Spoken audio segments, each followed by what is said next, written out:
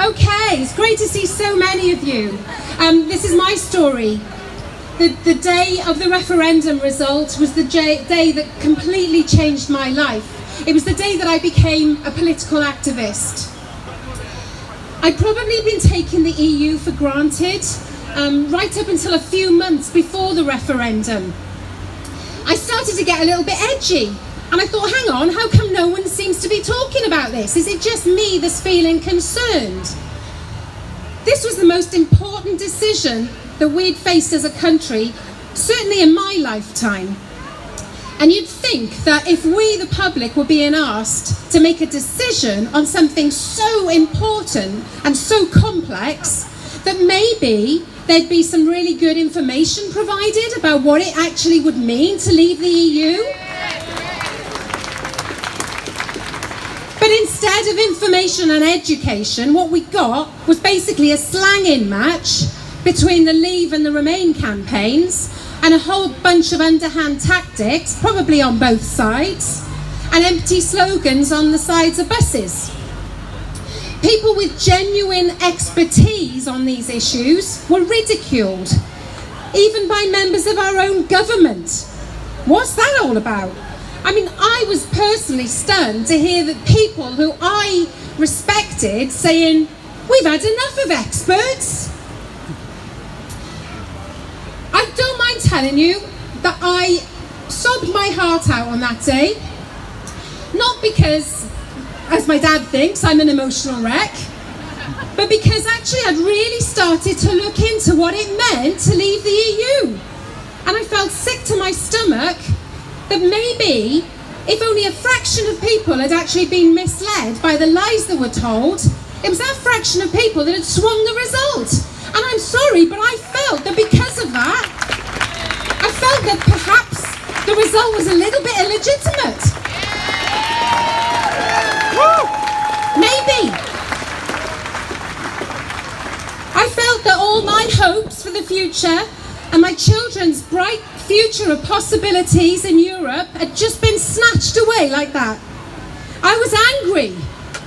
But worse still, as Joe and Stephen have both said, I was afraid about losing peace and unity. The peace and unity that we have come to be so accustomed to. The European Union was first established after the Second World War, with a specific aim of ending wars between European neighbours. And 5 years ago, the EU won the Nobel Peace Prize for 6 decades of contribution to peace, democracy and human rights.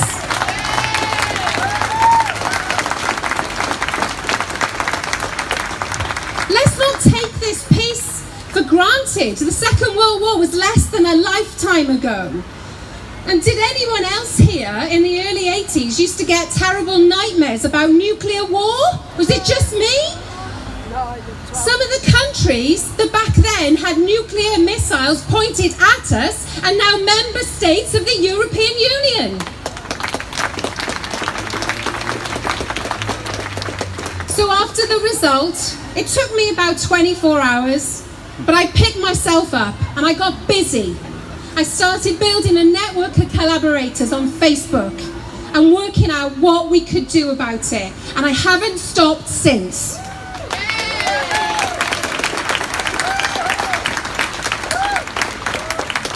But there's something even more sinister than Brexit that everybody should be concerned about.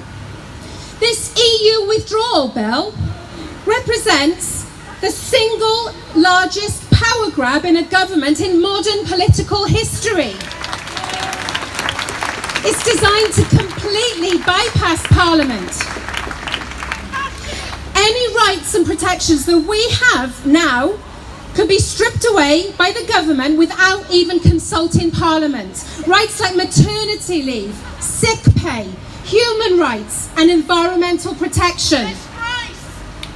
Instead of taking back control, we the people will have less control than we ever did before.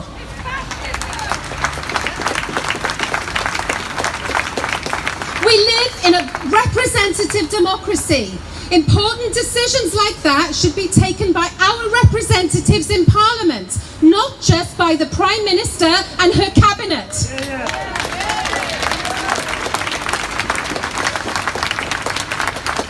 But here's the good news. This hideous bill has not yet been passed, and loads of MPs have said that they will not pass it in its current form. My campaign, Represent Us, is fighting to secure an amendment to that bill that will give power back to Parliament. So, if the Brexit deal that the government managed to negotiate meets all the promises they made, more money for the NHS and a brighter future for us all, then great. But if it doesn't, if it's going to damage our economy and our livelihoods and threaten national security, then it's vital we have a chance to say we didn't vote for this.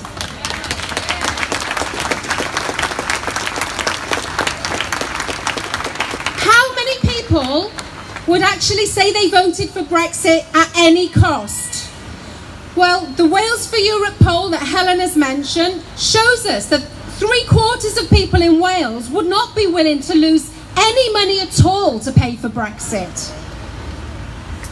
No one told us Brexit was going to cost anything, and now we're looking at a £50 billion divorce settlement, food prices going up at least 8% after Brexit, already a huge loss in the value of the pound, and now the slowest performing economy in the EU, and we haven't even left yet.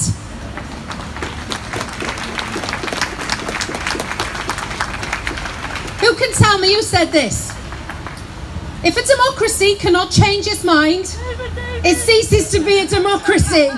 David Davis, Secretary of State for exiting the European Union. Well, David Davis, the latest YouGov poll shows that 7% of Leave voters now think they were wrong. So if we held our referendum today, it would be a very different picture. And with the amendment that Represent Us are lobbying for, we can still keep our options open.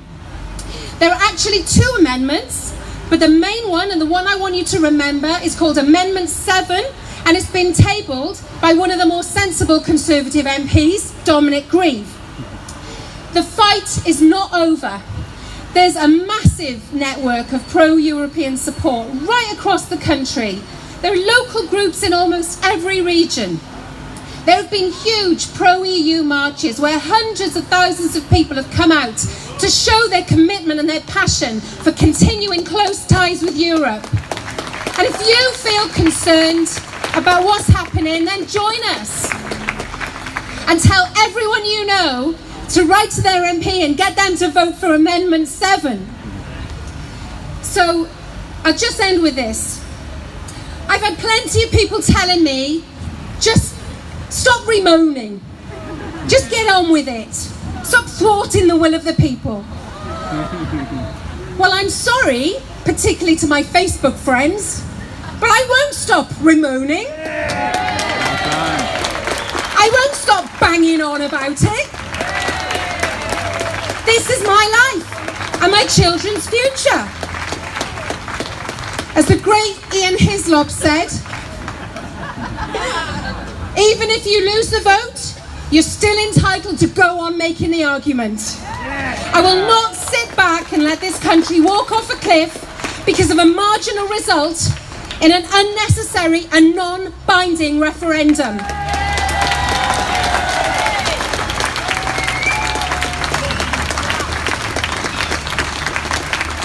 Whatever happens, I want to be able to put my hand on my heart and say to my children that I did everything within my power to secure their future. Thank you.